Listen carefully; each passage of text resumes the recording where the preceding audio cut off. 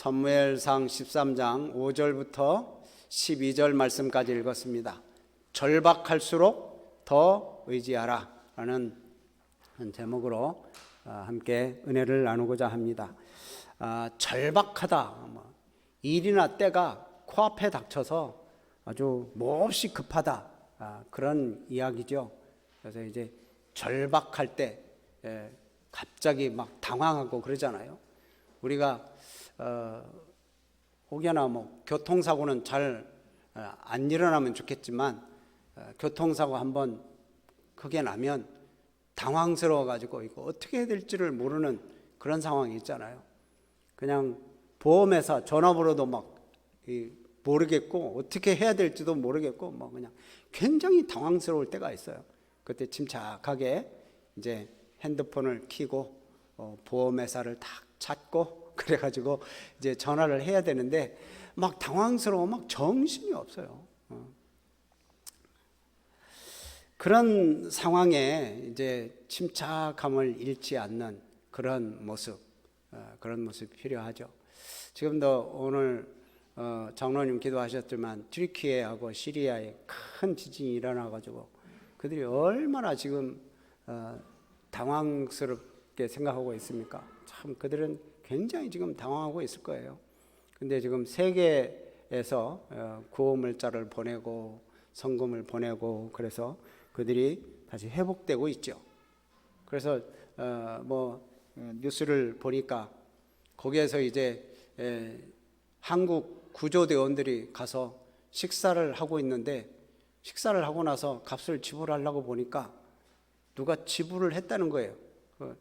누가 지불했나? 그 옆에 앉은 그 튀르키예 사람이 옷을 입은 걸 보니까 구조대원들인데 나는 같은 나라 사람이지만 어떻게 하지를 못해서 도와주지를 못하는데 당신네 나라들은 이렇게 먼 곳까지 와가지고 우리나라를 도와주니까 내가 할 건 없고 당신들의 식사비를 냈습니다. 이 직장 생활을 하는 사람이 그 직장의 월급 거기에 나온 대로 하면 5분의 1을 자기 월급의 5분의 1이 되는 그런 식사 비용을 지불을 했다는 거예요. 그렇게 말려도 그렇게 참 그 당황스러움 속에서 또 우리 구호의 손길들이 있으니까 좀 힘을 얻는 거 아니겠어요? 오늘 여기 이 시대적 배경은 사울이 왕이 돼가지고 한 2년 정도 되었을 때입니다. 2년 정도 되었을 때 이제 왕이 되었다라는 것을 보여주기 위한 것인지 아무튼 모험을 강행을 합니다. 그게 바로 이제 전쟁을 일으키는 건데요. 블레셋과의 싸움을 시작을 합니다. 그래서 선제 공격을 해요. 블레셋을 공격하는데 이건 하나님께서 공격하라고 명령하신 것도 아니고 단지 자기의 왕권을 강화하기 위한 시도였습니다. 그러니까 이건 하나님의 명령이 아니라 인본주의적인 사고방식으로 자기의 왕권을 강화하기 위해서 사울 스스로가 전쟁을 벌린 거예요. 그래서 이스라엘 백성들이 이제 전쟁을 시작을 했는데 모이긴 모였어요. 군사들 모이긴 모였는데 싸우긴 모이긴 했지만 이제 블레셋 사람들이 너무 많으니까 전의를 상실한 거예요. 이 블레셋 사람들은 실질적으로 이스라엘을 거의 지배하다시피 했거든요. 훨씬 더 무기도 강하고 군사들의 수도 많고 상대가 안 됩니다. 블레셋 사람들의 보병은 셀 수도 없이 많고요. 오늘 여기 본문 말씀 나중에 나오는 거 보면 병가가 3만이고 마병이 6천. 그런데 이스라엘 백성들은 3,000명이 모였어요. 그러니 이게 무슨 게임이 되겠습니까? 전쟁이. 근데 이스라엘 군사들은 그 3,000명이 모였었어도 다 도망가가지고 나중에는 600명밖에 남지 않아요. 그리고 블레셋 사람들은 이 철기 문화가 발달돼 가지고 철제 무기를 쓰고 있는데 이스라엘 백성들한테 그 철제 무기를 만드는 그 비법을 가르쳐 주지 않아서 이스라엘 백성들은 무기도 없어요. 무기도 제대로 갖추지고 있지 않아요. 그래서 이스라엘 백성들은 지금 전쟁을 벌이는 데 있어서 이제 전세가 불리한 것을 확신합니다. 질 것 뻔해요. 그래서 숨기에 바쁩니다. 다 어디 숨을 만한 데가 있으면 다 숨어요. 심지어는 요단강 동편으로 다 도망갑니다. 그리고 사울과 함께 남아있는 백성, 그 군인들은 덜덜덜덜 떨고 있습니다. 이 6절 말씀 보면 숨으며, 7절 말씀 끝부분에 보면 떨더라. 지금 이스라엘 백성들은 막 숨고 도망가고 떨고 지금 있는 거예요. 그러니까 지금 현실 상황에 딱 보니까 그냥 떨리는 거예요. 지금 그 떠느라고 하나님의 전능하심, 하나님의 그 놀라운 역사를 기대하지도 못해요. 그 기대하는 것조차 다 잊어버렸어요. 여러분, 대부분 우리들도 그러잖아요. 눈에 보이고 귀에 들리고 손에 만져지는 것이 피부에 와닿지 들리지도 않고 보이지도 않고 하는 건 우리의 피부에 와닿지 않잖아요. 지금 이스라엘 백성들이 그래요. 하나님은 보이지도 않으시는 것 같고 우리와 함께 있는 것 같지도 않은데, 그런데 지금 블레셋 사람들은 자기들을 죽이려고 전쟁을 치르게 지금 엄청나게 많이 왔는데 이걸 어떻게 하냐고요. 그래서 다들 도망가고 숨고 떨고 있는 거예요. 그렇지만 여러분, 이 성도는 눈에 보이지는 않지만 또 들리지는 않지만 우리 손에 잡히지는 않지만 그러나 살아계셔서 역사하시는 우리 하나님을 바라봐야 될 줄로 믿습니다. 이 보이는 세상, 이 보이는 것에 압도당해서는 안 되죠. 우리는 보이지 않는 저 하나님 나라, 하나님, 그 하나님을 바라보는, 그리고 그걸 붙드는 그런 신앙생활을 해야 돼요. 그런데 신앙생활을 하다 보면 이렇게 세상에 크게 와닿는 그런 것 때문에 막 다급해질 때가 있고 위급해질 때가 있고 절박할 그런 때, 두렵고 떨리는 때가 많이 있습니다. 여러분, 그럴 때일수록 믿음을 가지고 더 하나님 앞에 나아가고 기도하고 또 그래서 하나님의 능력을 덧입는 자가 되시기를 주님의 이름으로 축복합니다. 하나님은 어떤 분이십니까? 하나님은 기드온의 300용사를 가지고 13만 5천 명을 물리치신 그 하나님이세요. 예? 하나님께서는 이스라엘 백성들 무기가 아무것도 없어도 여리고 성을 돌게 하시고 그냥 단지 고함을 지르는 것만으로 그 여리고 성을, 그 단단한 여리고 성을 무너뜨리시는 분이 하나님이십니다.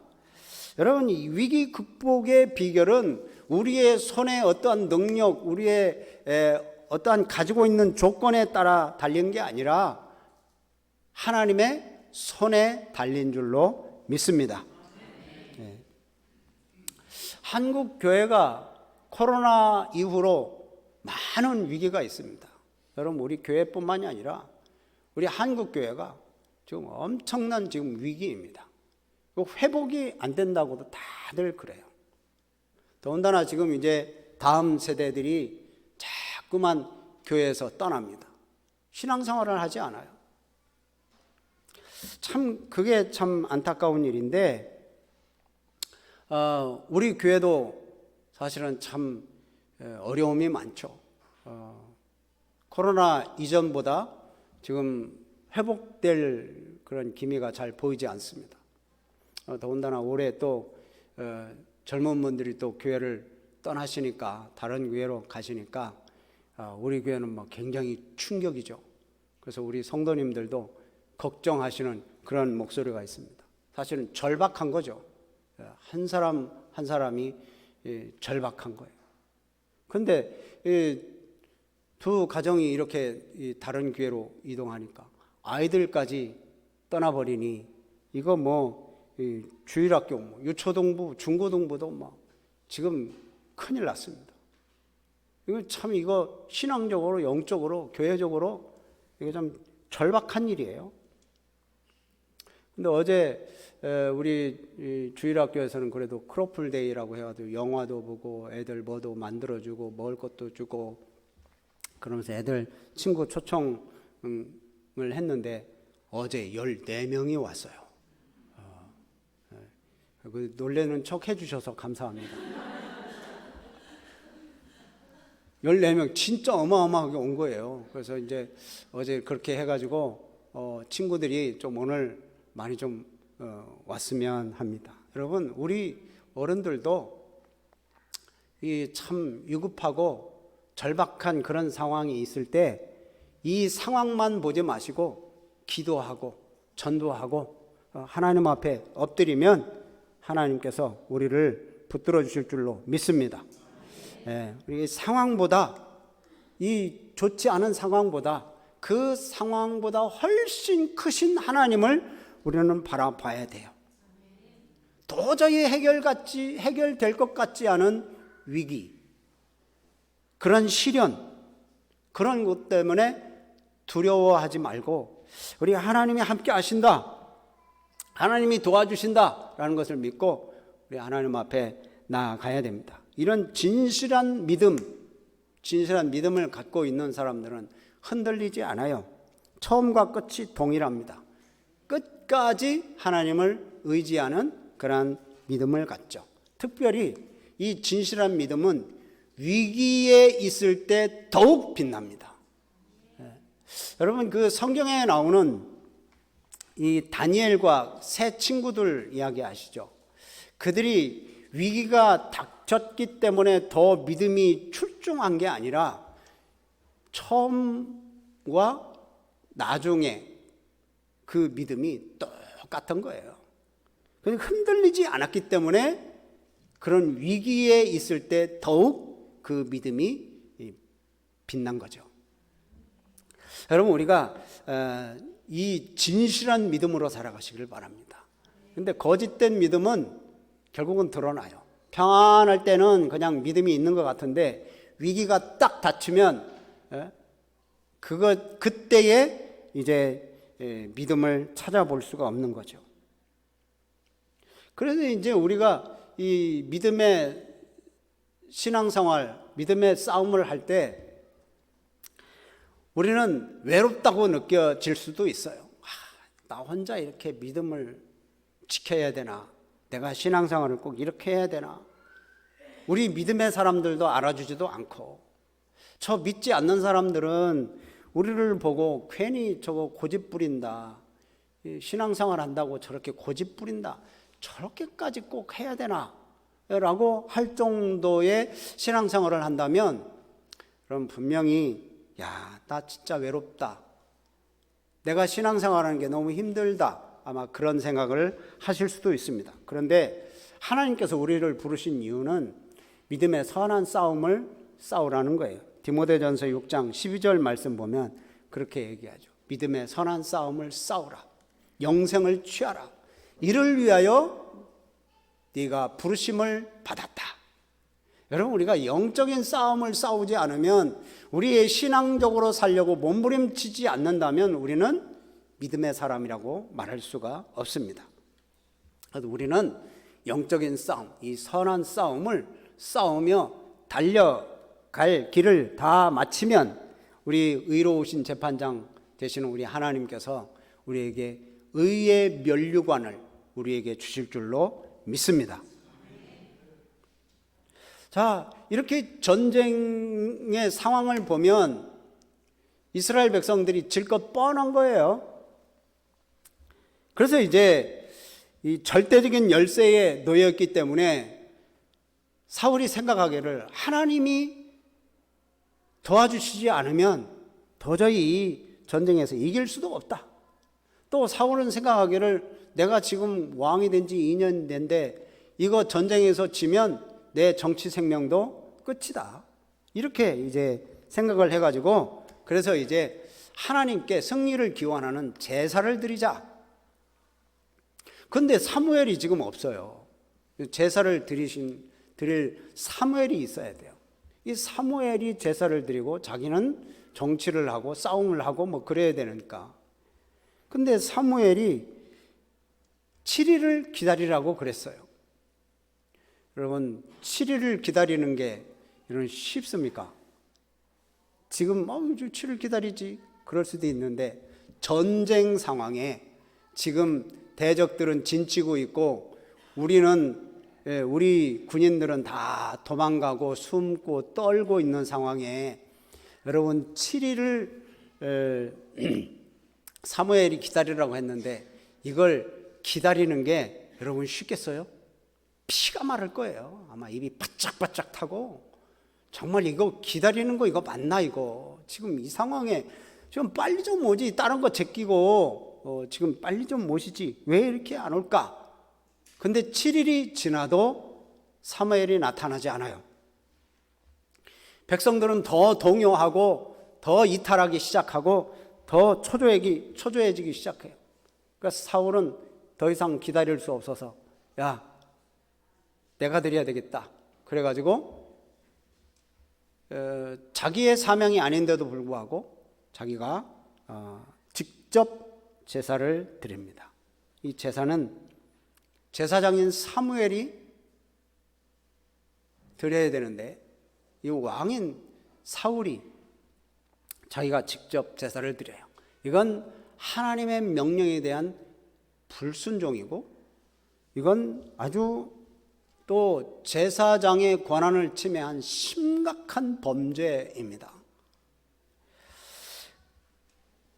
결국 이제 이런 일 때문에 하나님으로부터 이제 왕위가 폐위되리라라고 하는 경고를 듣죠. 심판의 말씀을 듣습니다. 여러분, 이스라엘 지금 이 전쟁은, 사울이 일으킨 전쟁은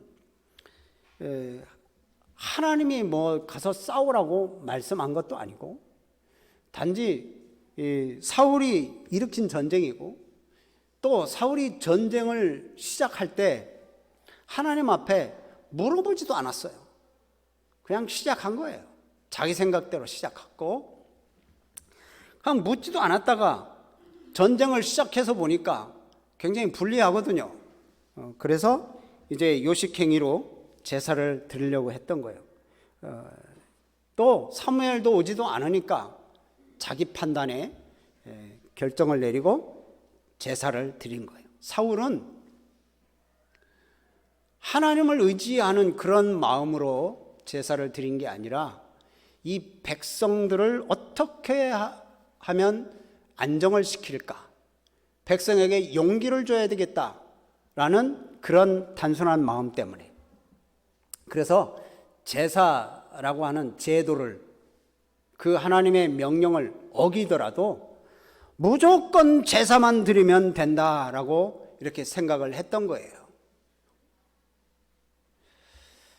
그러니까 이 사울이 하나님 앞에 드렸다고 하는 이 제사는 전쟁의 승리를 위한 도구로 이용한 것 뿐이에요. 하나님의 영광을 드높이고 하나님 앞에 감사하려고 했던 것이 아니라 자기가 승리하려고 제사를 드린 거라는 거죠. 마치 꼭 그 전 내용과 똑같아요. 이스라엘 백성들이 1차적으로 바벨론에게, 블레셋에게 전쟁에서 패배하자, 야, 그러면 언약궤를 가지고 가자. 언약궤를 가지고 가면 우리가 이길 수 있으리라. 그런 어리석은 생각과 똑같은 그런 행동을 저지른 겁니다. 여러분, 이 사울만 그런가요? 가만히 보면 우리들도 그런 것 같아요. 우리 한국 사람들은 무속신앙적인 그런 무의식 속에 젖어 있습니다. 우리 무속신앙, 굿하면 문제가 해결될 거라고 생각했던 그런 생각들이 있잖아요. 굿하면 해결되는 것처럼 예배 드리면 뭐가 문제가 좀 해결되지 않았나, 해결되지 않겠나, 이런 생각을 하는 거예요. 그러니까 예배 자리에 앉아 있기만 해도 하나님이 지켜주시고 형통하게 해줄 거다라고 하는 이 무속적인 신앙. 그러니까 결국은 예배가 우상이 되어버리는 거예요. 예배를 하나님께 영광 돌리는 게 아니라, 예배를 통해서 영광 돌리는 게 아니라 예배를 통해서 내가 이익을 보고 내가 어떠한 효과를 보려고 하는 거예요. 일주일 동안 살면서 세상과 구별된 삶을 살지도 않으면서 하나님 앞에 잠깐 앉아 있다고 해서 그게 사업에 잘 운영되는 지름길이라고 생각해서는 안 되는 거죠. 일주일 동안 믿음으로 살지도 않으면서 예배의 자리에 좀 앉아 있으면 우리가 건강하게 잘 살 수 있겠다라고 생각하는 것은 그것도 착각입니다. 나는 변화되지 않고 나는 하나님의 말씀으로 온전히 살지도 않으면서 종교적인 형식을 갖춰가지고 문제를 해결하려고 하는 것은, 그것은 예배를 우상으로 만드는 거나 마찬가지예요. 그러니까 예배는 하나님을 높이는 것이고, 예배는 십자가의 은혜를 찬양하면서 감사드리는 것인데, 예배가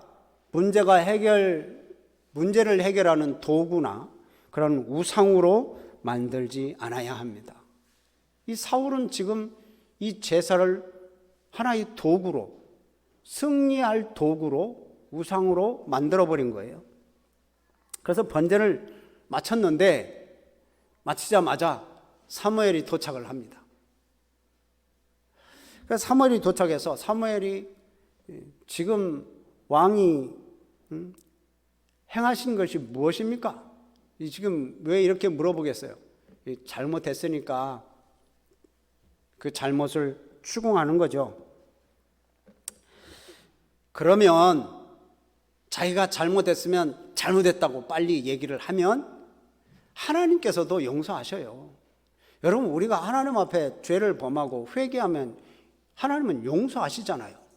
근데 회개는 안 하고 더 고개 뻣뻣하게 세우고 나 잘못 없다고, 문제는 다른 데 있다고 이렇게 얘기하면 이건 참 기고만장하는 일이죠. 여기서 보면 사무엘이 이렇게 얘기를 하니까 11절 말씀 보세요. 11절 보면 이렇게 얘기합니다. 한번 같이 읽어봐요. 시작. 사무엘이 이르되 왕이 행하신 것이 무엇이냐 하니 사울이 이르되 백성은 내게서 흩어지고 당신은 정한 날에 오지 아니하고 블레셋 사람은 믹마스에 모였음을 내가 보았으므로. 자, 여기서 뭐라고 그래요? 사울은 지금 상황이 이렇지 않습니까? 그러면서 지금 얘기하는 거예요. 아니, 지금 상황이, 자, 보세요. 백성들은 지금 두려워서 다 떨고 있고요, 도망가고요, 그래요. 근데 사무엘 당신이 7일 기다리라고 했는데 오지도 않고, 지금 블레셋 군대는 모여가지고 곧 쳐들어올 것 같고, 지금 나보고 어쩌란 말이에요. 지금 이런 상황에 빨리 하나님 앞에 제사를 드리고 전쟁에 하나님의 은혜를 구하고 전쟁에서 승리해야 될 거 아니에요. 이렇게 이제 큰 소리를 더 친 거죠. 그러니까 사울은 지금 약속을 제대로 지키지 않은 사무엘에게 책임이 있다. 책임 전가를 지금 하는 거예요. 왜 당신이 늦게 와가지고 내가 제사 드리게 만들었어? 이렇게 지금 얘기하는 거나 마찬가지예요. 이거 어디서 많이 본 모습 아니에요? 네? 아담과 하와가 범죄를 했을 때, 선악을 알게 하는 나무의 열매를 먹었을 때 참 핑계 대잖아요. 아담이 핑계를 댑니다. 당신이 나와 함께하게 하신 저 여자가 나를 먹게 했다. 지금 여자뿐만이 아니라 하나님도 책임이 있어요. 당신이 나와 함께 저 여자를 나에게 함께하게 했기 때문에 당신에게도 책임이 있습니다. 이 책임 전가를 다 다른 사람한테 지금 시키는 거예요. 그러면서 하는 얘기가, 이 사울이 무슨 얘기예요? 부득이하게 12절 말씀 끝부분에 보면 뭐라고 돼요? 부득이하여 내가 번제를 드렸습니다. 그렇게 얘기를 하죠. 자, 어쩔 수 없는 상황이니까 용납해 달라는 거죠. 근데 여러분 생각해 보세요.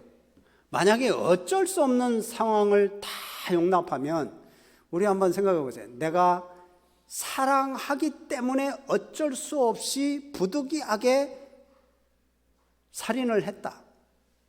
여러분 이거 용서가 됩니까?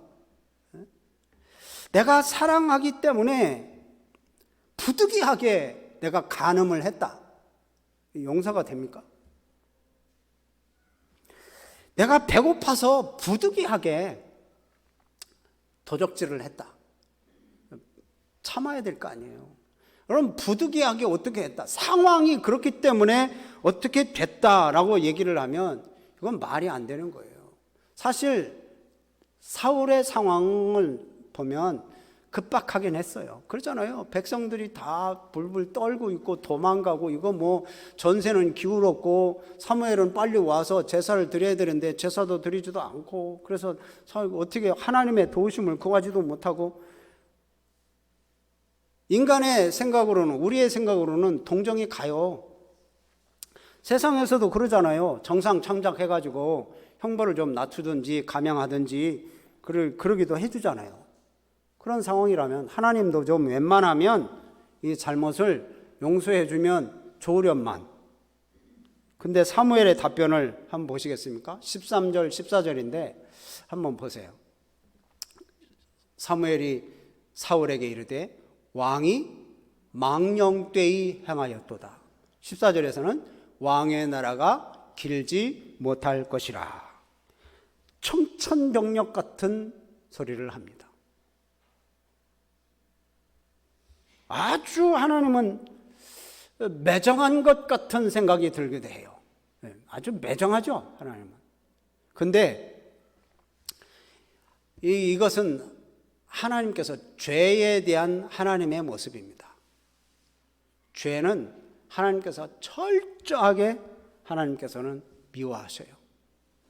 회개하면 하나님은 용서해 주십니다. 철저하게 회개하면 용서해 주시는데 이 사울이 회개를 안 해요. 여러분 다윗은 뭐 잘못이 하나도 없어서 하나님이 마음에 합하다고 했습니까? 아니에요. 이 다윗도 간음을 하고 살인을 하고 엄청난 죄를 지었지만 늘 하나님 앞에 납작 엎드렸습니다. 회개했어요. 그러니까 회개하지 않고 이 사울은 책임을 전가시켰어요. 그러니까 하나님께서 진노하시는 거예요. 여러분 우리는 죄인이잖아요. 다 죄인. 죄인이 아닌 사람이 어디 있어요? 근데 성경에 보면 죄값은 사망이에요.